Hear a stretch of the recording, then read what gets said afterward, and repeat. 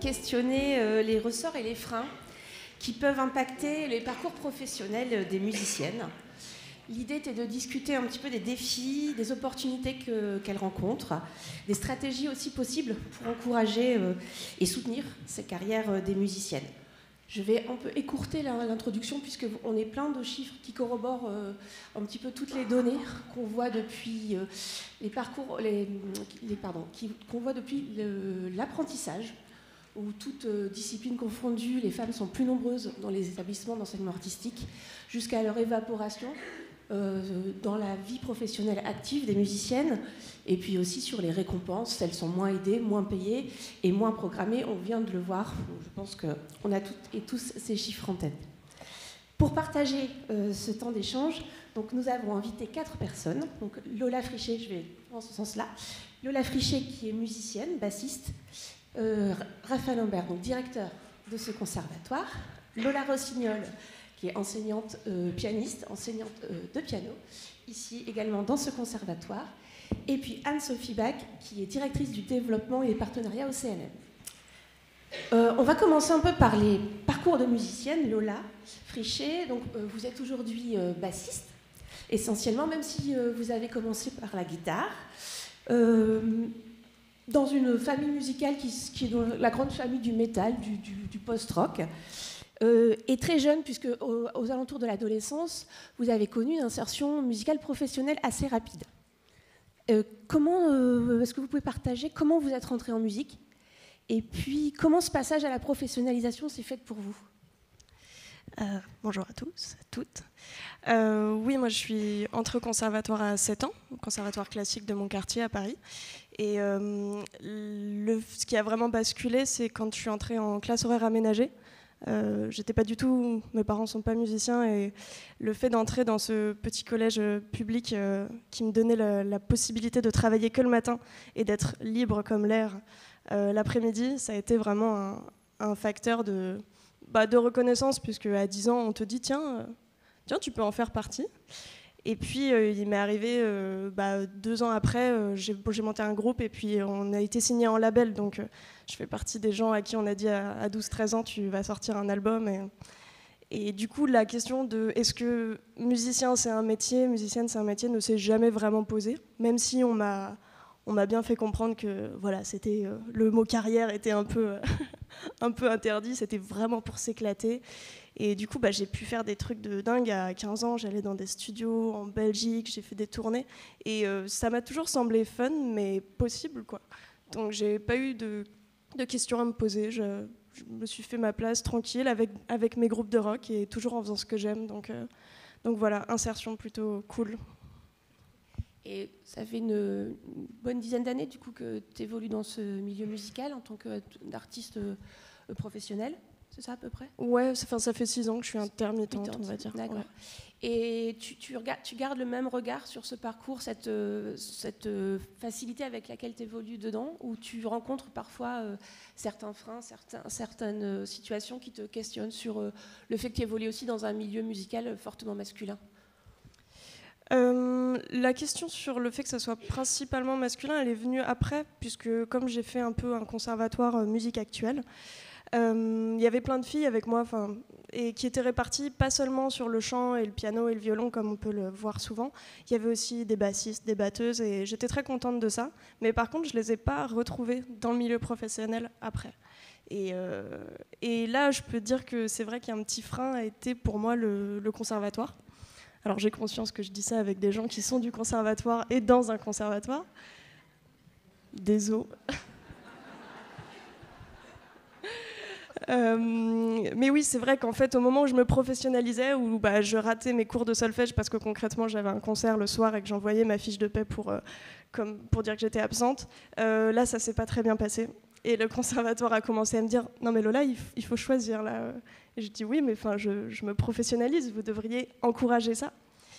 Et ça n'a pas été le cas. Et pour eux, il fallait que je finisse mes études, mon DEM. Et c'est là que je me suis rendu compte qu'en fait, le conservatoire voulait faire de moi, pas une professionnelle, mais un professeur. Et ça m'a un peu... On est un peu rentré en clash. Et donc, je suis partie sans finir mes études. Et je pense que ça va. Enfin, aujourd'hui, si tu veux être musicien, t'es pas obligé de sortir ton diplôme. Je crois que ça se voit quand tu sais jouer, quoi. Donc le passage sur l'insertion professionnelle, c'était pas aussi simple par rapport à l'institution conservatoire, par rapport à ton parcours d'apprentissage versus ton parcours d'insertion. Il y a eu un petit apprentissage sur le tas, finalement. Oui, et puis comme j'ai toujours en fait appris les choses petit à petit, du fait d'avoir signé en label super tôt, en fait on m'a expliqué ce qui se passait. Et j'en veux aussi à ces structures qui sont censées nous lancer dans le monde professionnel. Enfin, je suis sortie du conservatoire, je savais pas ce que c'était qu'un cachet de musicien, je sais pas combien c'était. Et c'est pas normal parce que quand on te demande combien tu veux être payé, et puis même qu'est-ce que c'est qu'un éditeur, qu'est-ce que c'est qu'un label, enfin. J'ai signé les premiers contrats pourris comme tout le monde. Mais ouais, je trouve qu'on devrait t'apprendre. On te fait des initiations au piano, à plein de trucs. Et pourquoi est-ce qu'il n'y a pas quelqu'un qui vient 2 ou 3 fois dans l'année pour dire, bon bah voilà, ça c'est tes droits d'édition, ça c'est tes droits d'auteur, ça c'est la SSM. Enfin, voilà, un vrai background. Comme ça, tu sors, t'es peut-être tout seul et c'est peut-être dur de trouver un métier. Mais au moins, tu sais 2-3 trucs sur le music business. Merci Lola. Lola Rossignol, donc vous êtes...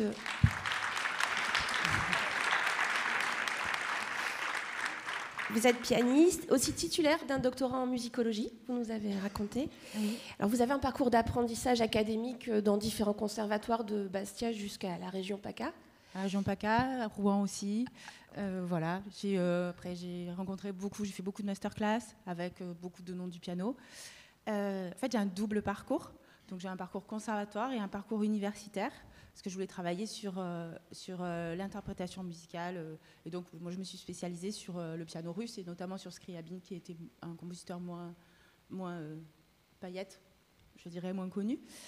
Et alors, je comprends ce que dit Lola tout à fait, mais l'autre Lola plus classique va dire que dans ma filière à moi, c'est... quelque part, on est obligé de passer par ces phases-là, que ça soit on est obligé de collectionner quelque part les prix de conservatoire, les diplômes. Moi, par exemple, si j'ai fait un double parcours, c'est parce que je voulais vraiment travailler sur la réflexion musicale, mais aussi parce que j'avais besoin d'asseoir quelque part une légitimité aussi. Et le fait d'avoir un doctorat m'a aidé aussi pour ça. Donc je comprends tout à fait, mais nous c'est aussi, alors je vais pas faire cliché, hein, pas du tout, mais c'était à un moment donné dans ma vie, c'est ce qui m'a aidé en fait. Ça a été un ressort pour affirmer votre parcours musical. Ah oui, tout à fait, tout à fait. Peut-être pour rebondir justement en tant que femme justement. Oui. Il a fallu à un moment donné que je légitimise et que ça m'a permis d'affranchir et de dire que oui, parce que en fait mon parcours initial, je dirais, j'ai ma formation initiale donc en conservatoire, moi j'ai trouvé ça juste génial. C'est le parcours de pré-professionnalisation et de professionnalisation qui a été plus difficile et où là il a fallu que quelque part les diplômes et tout ça m'ont aidé parce que j'ai eu droit à des réflexions du style c'est un concert paillette, oh tu as une très jolie robe, c'est bien pour ça que tu vas refaire le concert. Et ça je l'ai entendu des millions de fois, mais vraiment beaucoup. Et puis après aussi, donc je suis devenue professeure et du coup je participe à de nombreux jurys et j'ai eu énormément de réflexions en tant que femme faisant partie du jury. Donc je suis maman, j'ai 2 petites filles, j'adore mon rôle de maman et du coup bien sûr j'ai été enceinte et fait des jurys enceintes et j'ai eu droit à des réflexions magnifiques du style « Ah mais je croyais que tu ne faisais que des bébés ». Donc, oui, quelque part, en tant que femme, il a fallu que je montre que j'étais encore plus légitime. C'est ce qui est ridicule en soi, hein, mais qui est, hélas, encore obligatoire actuellement. Merci. Raphaël Imbert, en tant que directeur de cet établissement et au plus globalement impliqué dans le projet de l'INSEAM, qu'est-ce que l'établissement peut mettre en place pour répondre aux questionnements qu'on vient de soulever, pour faciliter l'insertion professionnelle des musiciennes aussi? Alors effectivement, c'est une question centrale, mais c'est vrai que après les deux témoignages, je me sens appelé à dire, en plus avec la précarité du siège, on en rajoute une couche. Mais en fait, tout ce qui a été dit est parfaitement valable. Je tenais à préciser que au contraire, c'est justement ce genre de témoignage, on est parfaitement conscience de ce genre de choses, d'autant que moi j'ai un parcours d'autodidacte. Hein. J'étais élève dans ce conservatoire, dans la classe de jazz, qui a été la première classe de jazz créée en France par Pierre Barbizet et Guy Longnon. Et j'ai eu mon DEM, et je faisais beaucoup de contrats. On m'a jamais demandé si je faisais des contrats, on m'a jamais demandé d'ailleurs si je savais lire la musique, ce qui n'était pas le cas à l'époque, c'est Marseille. Parce que Jean-Philippe et Jean-Marc me pardonneront de cette référence, mais à Marseille, on ne faisait pas les choses comme ailleurs, et c'était tant mieux. Et du reste, je tiens à garder une certaine souplesse dans ce conservatoire de ce point de vue-là. C'est-à-dire que on a dit, c'est la ville de la diversité, et ce conservatoire représente aussi une forme de diversité dans les parcours. Évidemment, vous l'avez dit, le conservatoire a intégré, il y a un petit peu plus de 2 ans, un établissement public de coopération culturelle assez nouveau et assez rare dans le paysage, puisqu'il regroupe, donc c'est l'INSEAM, l'Institut National Supérieur d'Enseignement Artistique Marseille-Méditerranée. C'est une des premières fois que j'arrive à le dire d'un coup comme ça, et c'est super. Qui regroupe le Conservatoire Pierre Barbizet de Marseille, les Beaux-Arts de Marseille, et un tout nouveau venu qui est l'Institut de formation artistique Marseille-Méditerranée. Et c'est un élément très important dans cette démarche-là, qui est dirigé par Béatrice Simonet, qui n'est plus là, parce qu'on avait des réunions aussi de l'INSEAM en même temps qu'aujourd'hui. Et je remercierai jamais assez Jean-Philippe Thiellet de m'avoir une occasion de ne pas aller dans ces réunions professionnelles. Et je crois que Lola aussi est très contente d'être ici, plutôt que dans les réunions administratives. On devrait être à l'étage. Voilà. Et par exemple, cet institut de formation est aussi notre établissement de production. Et donc, en fait, on intègre, nous, la démarche pré-professionnalisante, qui n'est pas notre première mission. Il y a toute une ambiguïté dont il va falloir parler. C'est-à-dire que la mission des conservatoires, et particulièrement un rayonnement régional, ce qui est notre cas, n'est pas c'est très précis. Il y a une forme d'ambiguïté là-dedans. C'est-à-dire qu'à la fois, on forme l'amateur et l'amatrice, on forme les musiciens, ceux qui vont pratiquer la musique pour leur envie personnelle. On n'a pas pour mission de les professionnaliser, sauf qu'on les amène notamment au diplôme, qui est demandé par tous les instituts, notamment les pôles supérieurs, les conservatoires nationaux et ce genre de choses. Et c'est comme ça, en fait, il manque très clairement, et c'est un élément déterminant dans la question qui nous taraude aujourd'hui, c'est qu'en fait, il manque un intermédiaire, il manque un vrai accompagnement de ce point de vue-là. C'est comme si... Voilà, c'est un peu un non-dit un petit peu dans le paysage. Et alors, vous inquiétez pas, il y a plein de choses qu'un directeur de conservatoire ne devrait pas dire et que je peux dire aujourd'hui là-dessus. C'est une marge de progrès et de travail assez extraordinaire. Notre solution au niveau de l'INSAN est un établissement public qui est en immense majorité financé par la ville de Marseille, avec la présence de l'État, et justement d'avoir créé ce pôle, qui est un pôle de production, qui permet par exemple de produire des spectacles, de coproduire des spectacles dans lesquels on va justement nous faire des fiches de paie pour des élèves ou des anciens élèves, et on leur montre ce que c'est. Alors on est au tout début, mais je raconte une expérience parce qu'il est là. Pascal Raouz, qui est le chargé de mission musique de la ville de Marseille, je l'ai invité, on le fait de plus en plus souvent, c'était avec la classe de jazz, à faire une rencontre pour notamment que nos élèves, alors surtout dans les classes de jazz ou les classes d'art dramatique, où en fait, de fait, on a des pré-professionnels et des gens qui ont une vie professionnelle qui commence à émerger, justement, de rencontrer les chargés de mission, ce que c'est que, par exemple, comment on dépose un dossier, qu'est-ce qu'attend un chargé de mission. C'est la première fois que ces élèves-là ont rencontré un chargé de mission. Et je crois que Pascal a un souvenir ému de ce moment-là, particulièrement. Et juste pour terminer, en fait, les chiffres qui ont été présentés par Maxime sont édifiants. Ils sont d'autant plus édifiants si je vous donne les chiffres du conservatoire, et ça illustre juste ce qui a été raconté là. C'est que, en gros, dans le département de musique, tout élève confondu, nous on enseigne la musique et l'art dramatique, on n'a pas la danse, ce qui est un élément d'ailleurs très intéressant. La plupart des CRR ont aussi la danse, qui est un élément de statistique de parité assez important. Nous, on est en convention avec l'École nationale de danse, qui nous permet d'avoir le label rayonnement régional, mais on n'enseigne pas la danse. Donc on a musique et art dramatique. Musique, tout cycle confondu, c'est 55 femmes, 45% hommes. On a évidemment une disparité beaucoup plus grande en art dramatique. On a 73% de femmes, et vous ferez le calcul pour les hommes.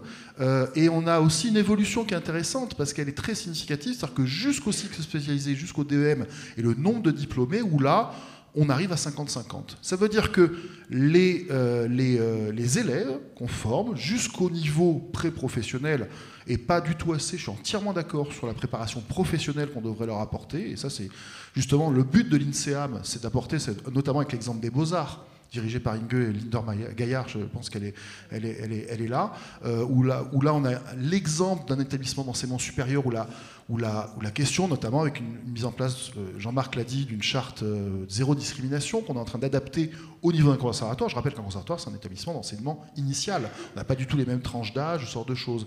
Voilà, on voit qu'on arrive à apporter une parité égale entre hommes et femmes au niveau du DEM. Qu'est-ce qui se passe après ? Parce que là, on parlait de jazz. Je suis très heureux ce matin de voir que le jazz fait partie des domaines des musiques actuelles qui sont un petit peu moins problématiques. Enfin, les chiffres sont terrifiants quand même. Et mon expérience personnelle me montre qu'il y a un progrès énorme à faire. Et je termine avec ça. J'ai fait une expérience qui pour moi a été déterminante. C'est quand j'allais aux Enfants du Jazz à Barcelonnette. J'ai fait une intervention là-bas. Ça concerne 200 enfants de 12 à 18 ans. Et quand j'arrive avec 200 enfants qui viennent faire un stage d'été de jazz, j'ai devant moi 50% de femmes, 50% d'hommes. Et je sais très bien, j'ai fait assez de pôles supérieurs, assez de CNSM pour constater que c'est absolument pas le cas. Il se passe un truc, il se passe quelque chose de très déterminant à ce niveau-là. Merci. J'ai une question pour vous deux, Lola et de Lola. Par rapport à la présentation de votre métier de musicienne qui peut être relayé dans la communication, dans la presse, est-ce qu'il y a des freins qui sont apparus sur le fait qu'on vous présentez davantage comme une femme ou comme une musicienne ? Est-ce que Lola, toi, dans la génération dans laquelle tu es et dans les pratiques musicales que tu fréquentes, on te soutient d'emblée comme une musicienne ? J'ai remarqué que, par exemple, sur les programmes de festivals auxquels mon groupe participait, souvent la bio qui était écrite par les gens du festival me présentait comme une jeune fille et 3 garçons. Et du coup, j'ai plusieurs fois fait la démarche de demander de modifier, même si personne ne regarde ça, mais bon, c'était juste pour pas être la jeune fille. Et donc, oui, par moments, je sens que je suis la caution féminine des soirées, surtout dans le métal.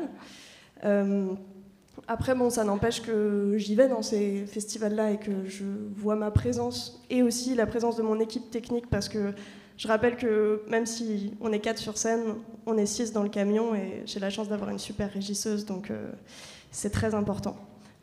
Tout notre temps, on le passe avec notre équipe technique. Donc je vois le fait de venir, même s'il y a genre 0 autre musicienne, enfin je suis la seule musicienne, pardon, et que ma régisseuse est la seule fille sur le plateau ce soir-là. Donc en fait, comment dire, ça crève les yeux en fait, mais bon, il faut être présente parce que sinon il n'y a rien. Merci. Toi Lola, tu as déjà ressenti cet écart aussi de considération de la femme versus la musicienne, alors que... Non, non, ça par rapport au concert, non, ça a été plutôt bien accueilli justement. Ça, une fois qu'on est programmé, tout se passe bien. C'est plutôt avant où c'est plus compliqué. Ou alors, c'est pas. Et puis maintenant, je dirais, on est assise dans notre métier. Mais oui, même si c'est la sous-thématique. C'est plutôt petite anecdote. J'étais étudiante et je voulais vraiment faire mon métier. Je participais à une masterclass. On était en musique de chambre. J'ai beaucoup joué en trio avec deux copains avec qui je joue encore, donc 2 garçons. Et le professeur de la masterclass arrive. Et moi, juste par respect, je me lève pour lui dire, pour saluer le professeur. Et j'ai une remarque lapidaire qui me dit mais vous êtes la seule fille, c'est pas la peine de vous lever, je vous ai déjà vue. Voilà.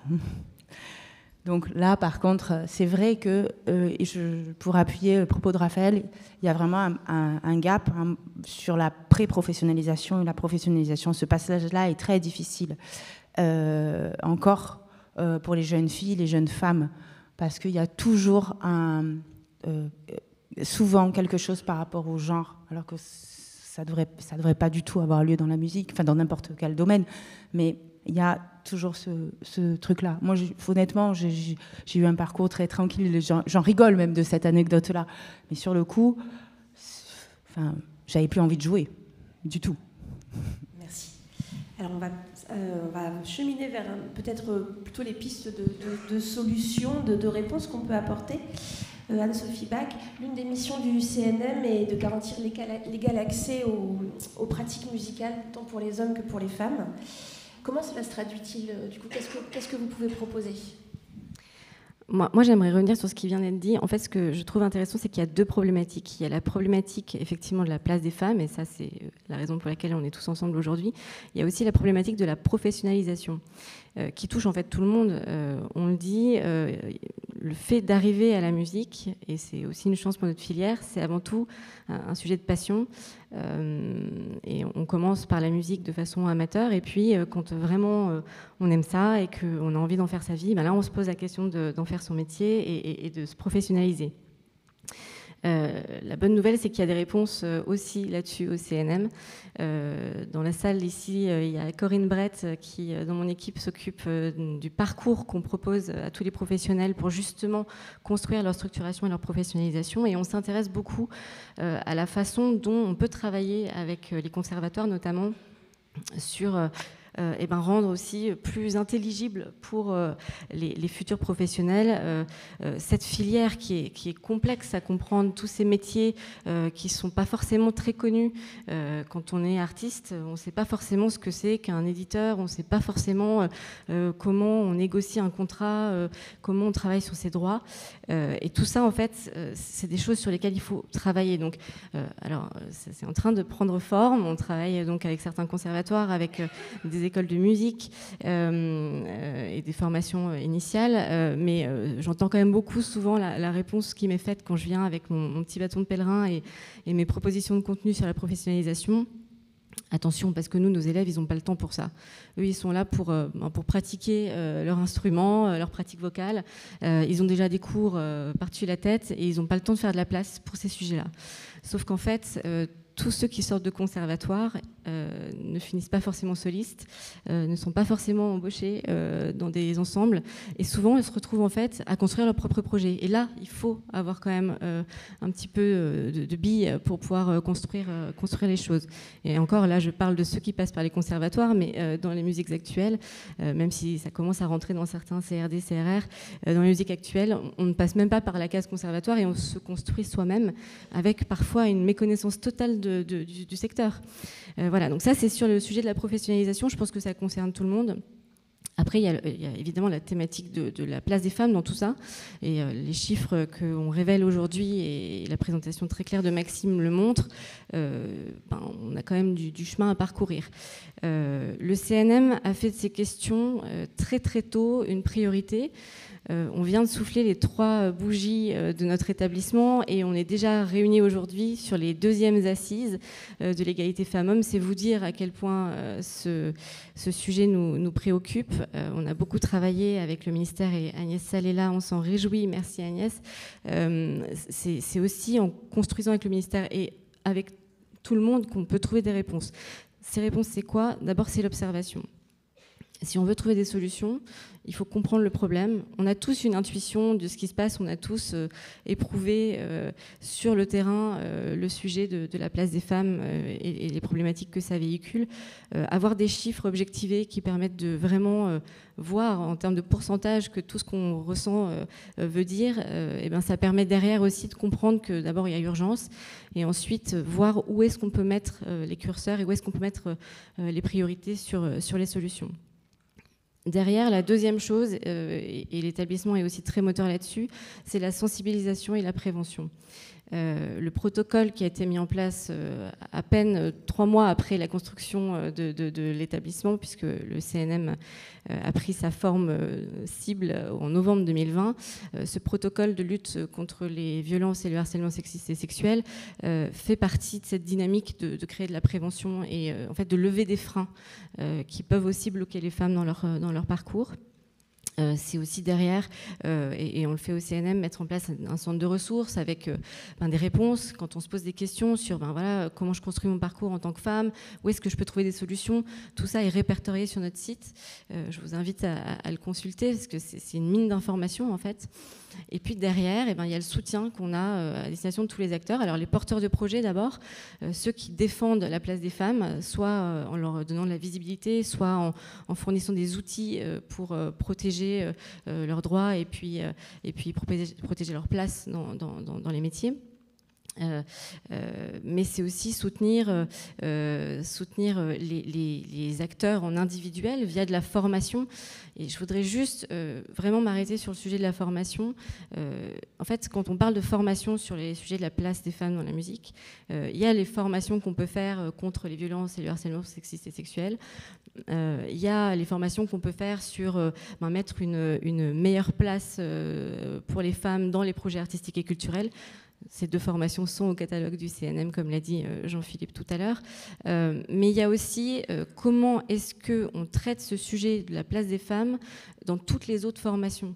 Alors nous, au CNM, on a formé nos formateurs à ce que, dans les exemples qu'ils donnent pour leur cas d'études sur les formations, ils puissent parler aussi des exemples féminins forts, dans la façon dont ils traitent aussi la structuration de carrière, comment ils donnent des éléments aussi aux femmes qui viennent suivre leur formation. J'ai demandé juste avant de venir à mon équipe de sortir des chiffres sur nos formations. Ouf, on est assez paritaire sur le nombre de femmes et d'hommes qui viennent suivre nos formations. Et en même temps, quand on creuse un peu, on se rend compte d'une chose, c'est que les formations sont très genrées, tout comme les métiers et comme l'a dit Maxime. On va avoir beaucoup de femmes sur les formations sur la communication, par exemple, le marketing. En revanche, on a des formations sur la sécurité des lieux de spectacle, 75% d'hommes inscrits. Voilà, donc il y a encore des choses à faire tomber et on y travaille. Ça passe par de la communication, de l'information. Voilà. Puis une dernière chose, c'est aussi la puissance de l'exemple dans ces sujets de visibilité des femmes. On n'arrive jamais autant en tant que femme à se lancer dans une carrière quand on voit que d'autres l'ont fait et que ça a pu fonctionner. Et de ce point de vue-là, le mentorat est vraiment un outil extrêmement puissant. Et on y reviendra peut-être tout à l'heure, mais le CNM soutient aussi des projets de mentorat. Voilà. Merci Anne-Sophie.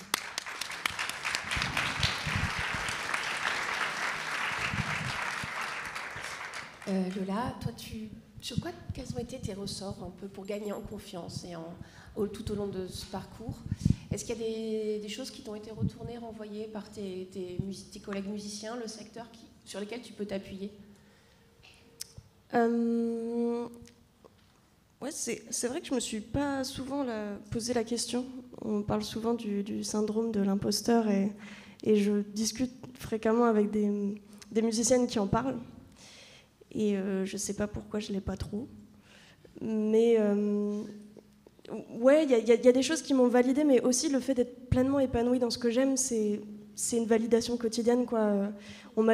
Bien sûr, j'ai reçu comme le disait Lola, des remarques sexistes et des gens qui veulent essayer de porter mon ampli à ma place. Mais en vrai, je sais pas, ça me passe à travers. Il y a tellement plus de raisons d'être là. C'est tellement un plaisir de jouer. Enfin, j'ai choisi ce métier quand j'avais 5 ans, finalement, sans le savoir qu'ils ne pourront pas m'enlever cette énergie et personne ne pourrait m'arrêter de faire ce que j'aime, en gros. J'ai totalement oublié le début de ta question. Non, tu as parlé de validation, mais quels éléments pouvaient accompagner, se sentir validé?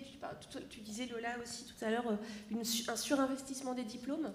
Peut-être pour gagner en confiance. Est-ce qu'il y a d'autres choses qui vous ont permis comme ça des retours Les rencontres. Les rencontres avec certains grands artistes qui, par leur humilité, leur envie de donner et par leur transmission, en fait, m'ont aidé, moi, personnellement, à me dire « Ouais, non, mais je veux vraiment faire ça. C'est vraiment ça que je veux faire. » Parce que c'est vrai que parfois, on a l'impression de... par exemple, moi, dans le piano, il y a énormément, on est énormément, il y a peu d'élus, que ce soit pour les postes de professeurs ou pour les concerts, c'est quand même un instrument qui est en conservatoire à enseigner, qui est juste génial parce qu'on a des classes bondées, mais après pour en vivre, c'est pas si simple. Il y a une espèce de quelque part, on va le dire, d'élitisme et d'excellence demandée dans cet instrument-là, qui fait que c'est compliqué de faire sa place. Et c'est vrai que les rencontres avec des personnes magiques, quoi, vraiment des belles personnes, moi, m'ont aidé à valider en moi et parce que je me remets beaucoup en question, toujours, de toute façon, et m'ont aidé à avancer et d'ailleurs à me dire que j'allais partager beaucoup aussi. Merci. Raphaël, est-ce que vous avez des constats sur les plus jeunes générations, les jeunes musiciennes et leur rapport à l'instrument, au choix de l'instrument? Est-ce qu'il y a des verrous qui se lèvent sur cette entrée-là en musique?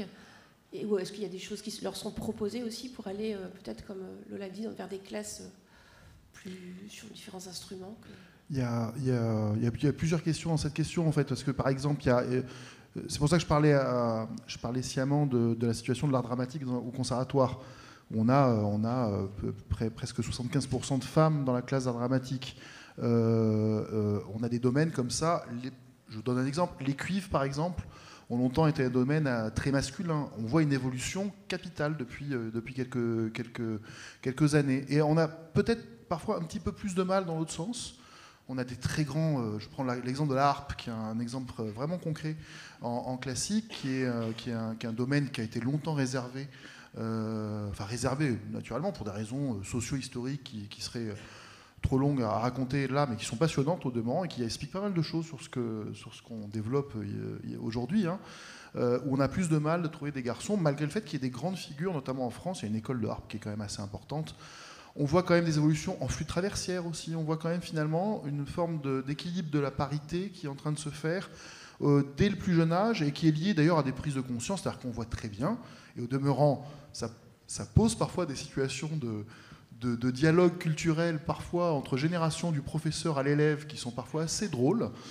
J'en dirai pas plus aujourd'hui, mais quand même, on est confronté, notamment dans le domaine de la musique classique, à un choc des cultures, en fait, à un grand choc des cultures de ce point de vue-là. Parce qu'au demeurant, et moi je l'ai remarqué en tant que directeur, les remarques qui sont considérées à juste titre comme des remarques sexistes ne viennent pas que des professeurs hommes, par exemple. Donc, comment on avance là-dessus?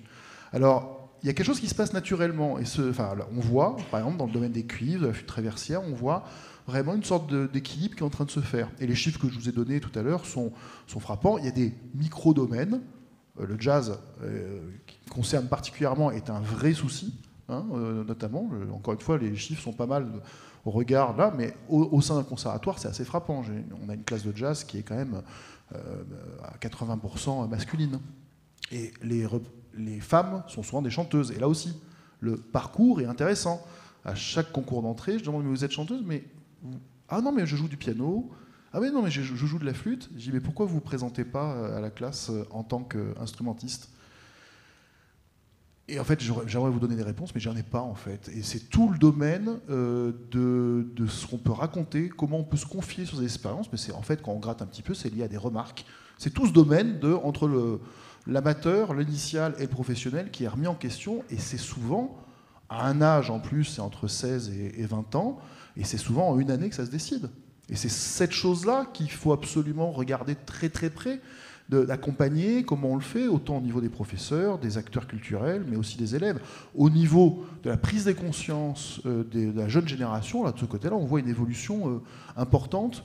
Vraiment, on voit qu'il n'y a plus du tout la même attention, plus du tout le même relâchement, plus du tout la même résilience plutôt même des formes de résistance, et c'est tant mieux, pour ne pas accepter des remarques qui peuvent être souvent juste comme ça, mais qui sont assez graves pour marquer les esprits, on l'a entendu ce matin, ou alors même des situations même sans combien de fois j'ai entendu dans le milieu du jazz, ah oui, mais c'est un métier difficile.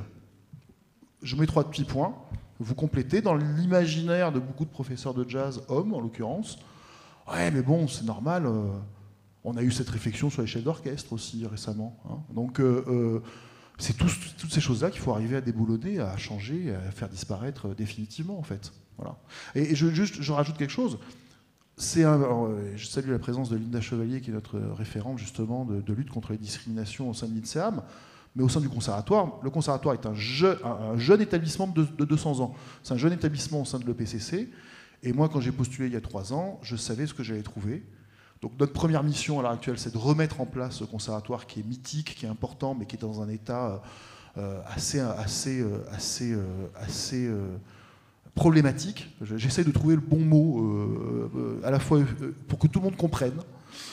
Et je remercie la présence et l'action de Jean-Marc Coppola et de la ville de Marseille de ce point de vue-là, parce qu'on voit vraiment un renouveau de ce côté-là. Donc notre première mission, c'est de remettre en état ce conservatoire, avec l'aide de toutes les équipes. Et puis maintenant, de faire ce travail aussi, on l'a toujours compris, mais il y avait quand même, pour nous, depuis 3 ans, une vraie mission, puis il ne vous a pas échappé qu'il s'est passé des choses depuis 3 ans aussi. Je suis quand même le seul directeur de ce conservatoire à avoir fermé pendant 3 mois un conservatoire, ce qui symboliquement est très, très, très, très, très problématique. Je préfère pas m'en rappeler, en fait. Donc cette mission-là, c'est celle qui nous attend maintenant, et justement, avec l'exemple des Beaux-Arts et tout, on a une équipe, on travaille ensemble sur des problématiques très différentes, et c'est vraiment passionnant. Merci. Lola Rossignol, justement, est-ce que, par exemple, le rapport au patrimoine, qui est transmis aussi et au matrimoine, du coup, oui, qui est transmis dans les conservatoires, est-ce que c'est un des leviers d'action que vous utilisez par rapport à la mise en visibilité des musiciennes? Alors en fait, je me suis aperçue que, parce que justement, j'ai fait des études classiques de musicologie, et en fait, dans tous les livres de musicologie, il n'y a pas de femmes, enfin, il n'y a absolument pas de compositrices. Et en fait, dès qu'on creuse un peu, d'ailleurs, je suis très heureuse tout à l'heure qu'il y ait Elius Lusati qui soit là, parce que j'ai adoré, moi, le calendrier de l'Avent en ligne pour faire découvrir toutes ces compositrices magnifiques. Et aussi, je salue aussi le site que j'adore, Demander à Clara, que moi j'utilise personnellement, je trouve ça juste fabuleux. Parenthèse refermée. Et en effet, je me suis dit, c'est pas possible quand même qu'on les connaisse pas. Et puis même nous, en tant qu'enseignants, finalement, on les connaît pas bien non plus. Donc c'est vrai que par exemple, moi, cette année, beaucoup de ma classe sont tous axés sur la découverte, justement, bien sûr de Clara Schumann, mais pas que, parce qu'il y en a en fait énormément. Et du coup, Clara Schumann, Fanny Mendelssohn, en plus nous dans la littérature pianistique, il y en a du 19e, début 20e, il y en a à foison. Voilà, après Cécile Chaminade, Louise Farenc, Marie-Gel, c'est juste magnifique et génial. D'ailleurs, du coup, nous, les futures portes ouvertes, pour ma part, vont être axées sur les compositrices. Parenthèse refermée. Donc, mais c'est vrai qu'on est vraiment obligé d'y aller, alors que parce qu'il n'y a pas du tout de présence dans les livres, il n'y a pas du tout elles n'ont pas de légitimité. On est obligé de vraiment faire un travail là-dessus, énorme. Un petit mot sur une initiative locale, du coup, avec les Soroptimistes, tu m'en parlais en préparation. Oui. Alors, en fait, il existe une ONG qui s'appelle le Soroptimiste International. C'est des associations de femmes dans le monde entier qui défendent les droits des jeunes femmes et des jeunes filles. Et donc, voilà, c'est une initiative locale, mais depuis 2018, par exemple au conservatoire, à la remise des prix, on remet un prix Soroptimiste aux jeunes filles qui ont eu un parcours particulièrement brillant. Donc depuis le 2018, on a primé des jeunes filles. Voilà, il y a plusieurs professeurs, dont moi, qui font partie de ce mouvement.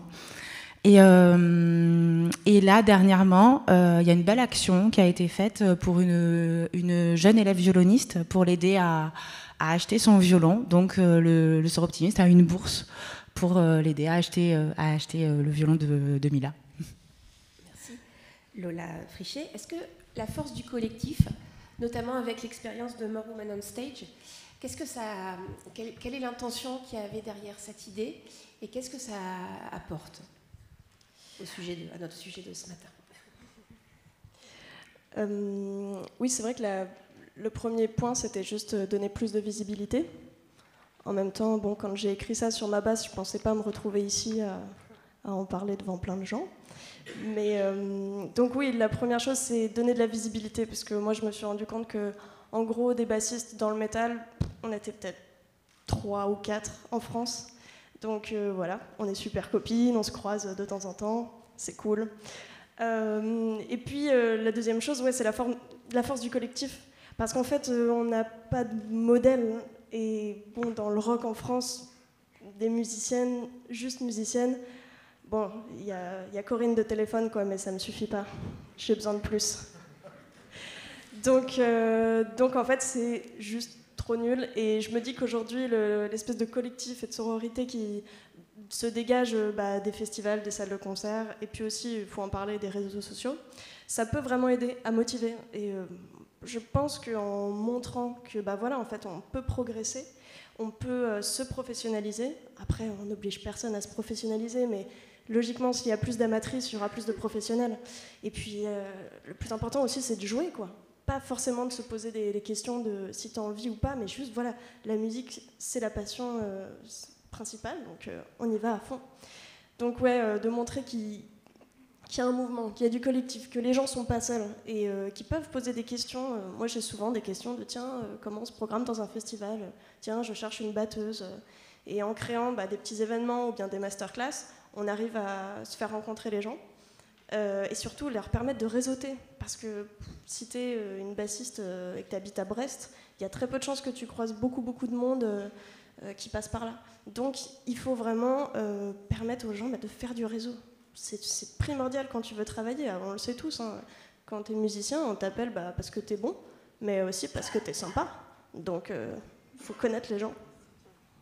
Merci.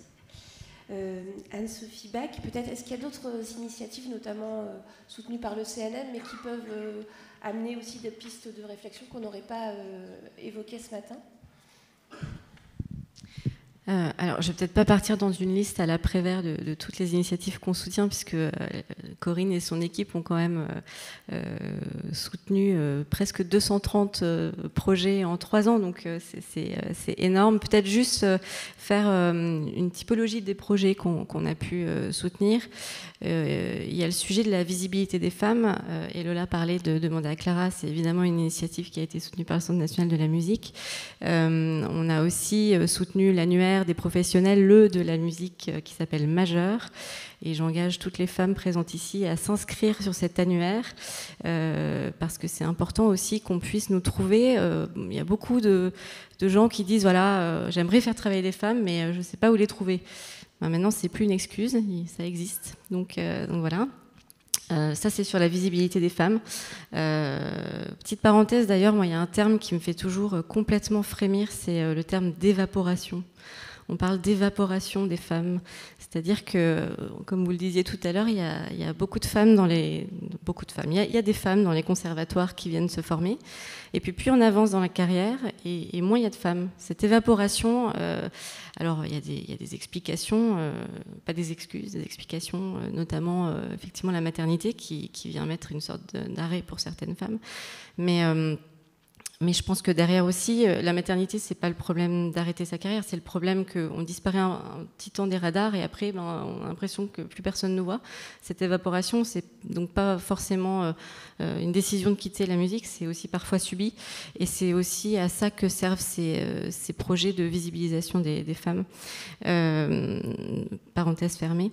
Sur les autres typologies de projets qu'on peut soutenir au CNM, il y a évidemment les projets sur la prévention et la sensibilisation, et puis sur la protection aussi des femmes, notamment en milieu festif. Donc évidemment, on a soutenu Safer, qui est né ici à Marseille, et on en est très fiers. Mais on soutient aussi des projets comme les Catherinettes, qui accompagnent des festivals et les personnes qui travaillent dans les festivals à mettre en place des dispositifs, à les sensibiliser sur la question des violences sexistes et sexuelles. Donc ça, c'est vraiment sur la partie prévention. Et puis derrière, il y a la partie accompagnement. Et là aussi, on est très en soutien de projets qui permettent aux femmes d'émerger, de se constituer un réseau. Parce que je suis d'accord avec toi, Lola, le réseau, c'est extrêmement important. Et souvent, les femmes sont peut-être plus timides que les hommes pour aller se construire un réseau. Et c'est important d'avoir des projets qui les accompagnent. Donc, Rappeuses en liberté, dont je vois Émeric dans le coin, et un projet qu'on a soutenu, mais on en soutient d'autres, la Women Momentum Academy à Toulouse, voilà, enfin il y en a plein. Merci beaucoup. Pour clore ce temps d'échange, je voulais vous demander à tous les quatre un conseil ou un encouragement que vous souhaiteriez partager aux musiciennes, peut-être aussi, peu importe leur âge, mais peut-être aussi les plus jeunes qui voudraient se lancer, ou alors un endroit de travail, de réflexion ou d'action collective qui vous semble à développer ou à approfondir ou même à initier, qui n'est pas encore un peu dans les radars de la profession, qui pourrait être un enjeu de demain sur ce sujet-là. Quel conseil vous donneriez aux musiciennes que vous rencontrez ? Moi, je me lance. Sans faire de la racole, venez sur le site du CNM.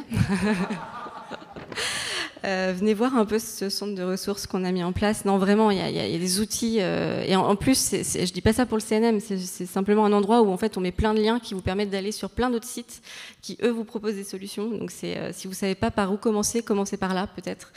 Et puis nous, avec Corinne, enfin grâce à Corinne et à l'équipe, Leslie, Alessandra, on travaille à creuser toujours plus loin les solutions et les outils qu'on peut trouver.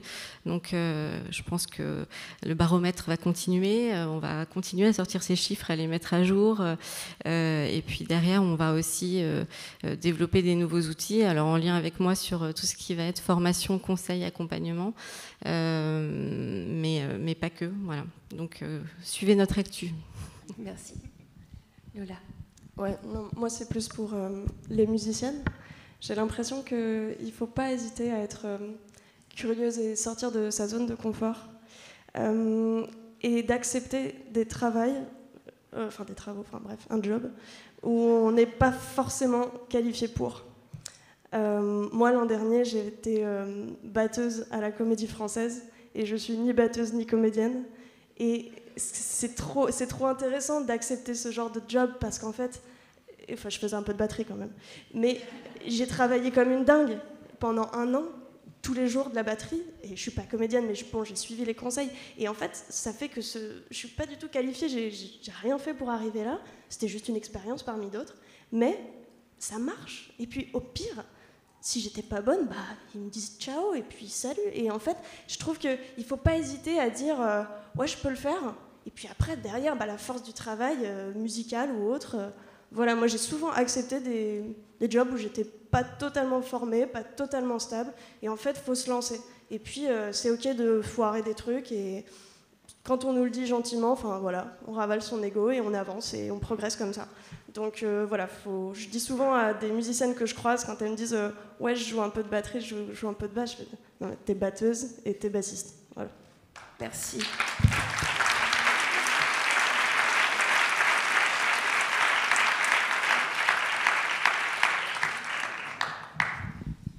Bon alors, je vais être un petit peu chauvine, mais le Conservatoire de Marseille n'a rien d'une boîte de conserve. Et c'est vrai. Puisque c'est vrai que depuis 3 ans, il s'ouvre beaucoup vers l'extérieur. Donc il faut dépoussiérer aussi cette image-là et se rendre compte que les conservatoires, heureusement, ont évolué et aident beaucoup plus les parcours. Donc, venez chez nous, venez chez nous. Évidemment, je n'ai rien à rajouter, d'autant que Lola, quand vous disiez qu'il faut faire des métiers pour lesquels on ne se sent pas tout à fait qualifié, j'ai pas pu m'empêcher de penser à moi quand je suis arrivé il y a 3 ans ici. Et au demeurant, d'ailleurs, je remarque que je manque à tous mes devoirs, mais bienvenue au Conservatoire de Marseille. En plus, on va découvrir d'autres salles dans la journée. Vous allez voir, c'est un bâtiment qui est assez extraordinaire et je suis tellement heureux de vous recevoir si nombreux de partout ici. Malgré tout, la question elle est intéressante, mais c'est pas aux musiciennes que j'ai envie de donner des conseils, c'est plutôt aux musiciens. Justement, je trouve que c'est important. L'effort, l'évolution, elle doit être menée par ceux qui pensaient que c'était pas un problème en fait. Voilà. Et c'est nous tous, évidemment, et particulièrement ceux. On entend les réflexions, mais des réflexions comme ça, on les entend aussi de la part d'artistes, hommes, parfois aussi femmes, hein, mais en tout cas, le conseil, c'est arrêter d'en faire une question en fait. Recevons tous les artistes, faisons émerger toutes les carrières, travaillons pour toutes et tous.